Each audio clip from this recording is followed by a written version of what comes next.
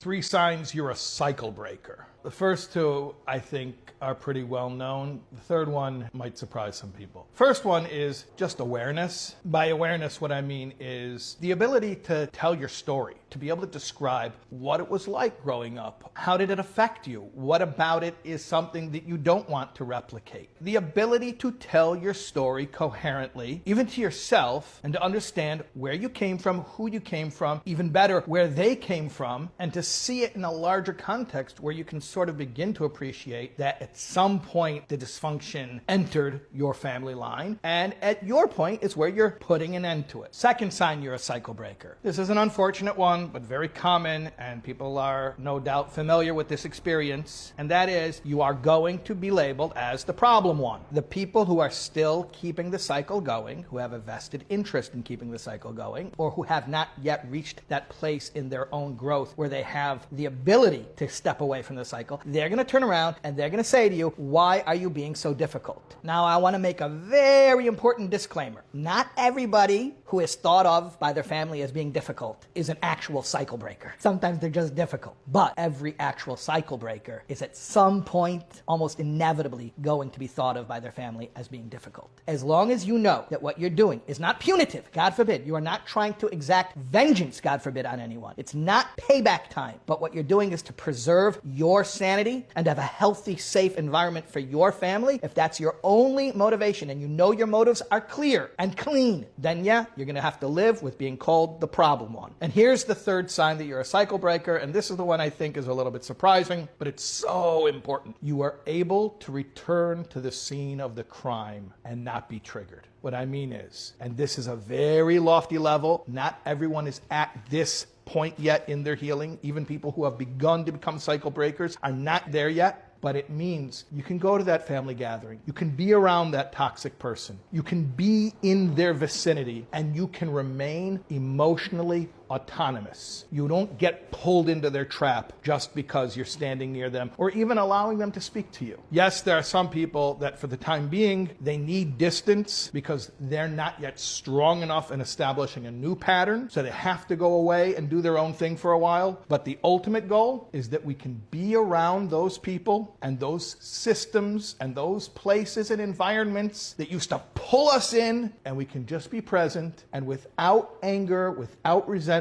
refuse to play the game. Why are there so many cycle breakers in this generation? That's a great question, because I agree there are a lot of cycle breakers. What are cycle breakers? Basically, we're talking about intergenerational patterns that are being stopped, negative patterns, where someone decides that whatever dysfunction I inherited, I'm not passing it on. It ends with me. And it's happening, it's a phenomenon in this generation on such a wide scale, and it's amazing. But why? Why is it happening all of a sudden? Why didn't it happen in our parents' generation or in our grandparents' generation? Why is it happening with us? And I'll tell you why. We are getting toward the culmination, the completion of history. I don't mean that in a scary way. I mean that in a beautiful way. That all the hard work that humanity has been engaged in for the millennia, we're getting close to the completion of the project. And the completion of the project is a perfect world. What the Hebrew prophets thousands of years ago foretold us would be an era of perfection here, a heaven on earth, which is called the Messianic era. And all of the prophets foretold this era. The last prophecy that we have from the last of the prophets is the prophet Malachi, or in English they say Malachi. And the last prophecy of the last prophet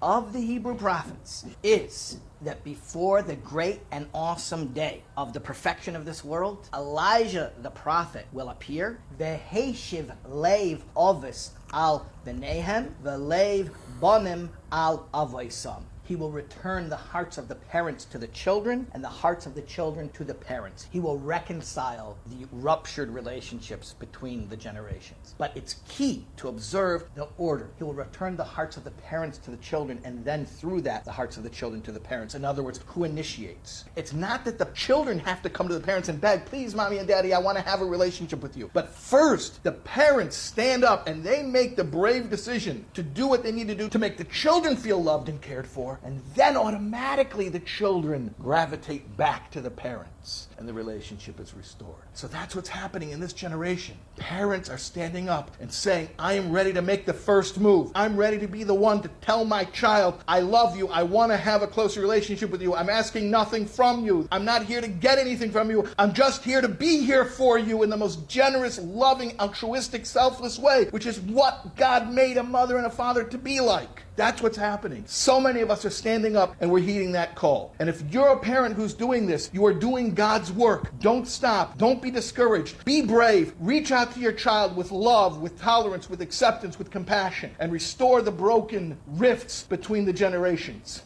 Why your soul chose this life, even with all of the struggles. It's true. The soul does accept its mission. And why would it accept such a difficult mission? Well, there are two reasons. One reason is because the soul cannot fully express its potential without coming here to the physical world, being in a body and being challenged by all of the difficulties that being in the physical world entails, like temptations and distractions and setbacks and obstacles. It's about the soul being able to express its full potential. That's one thing. But then there's another reason, and this is a deeper reason. The soul is completely selfless, not selfish, selfless, and therefore it is ready to sacrifice everything for the greater good. Your soul intuitively knows that this world can be perfected, but in order for the world to be perfected, it requires your soul coming down here for its mission. So the soul consents to undergo all of that trouble in order to make the world a better place. In other words, your soul leaves heaven and comes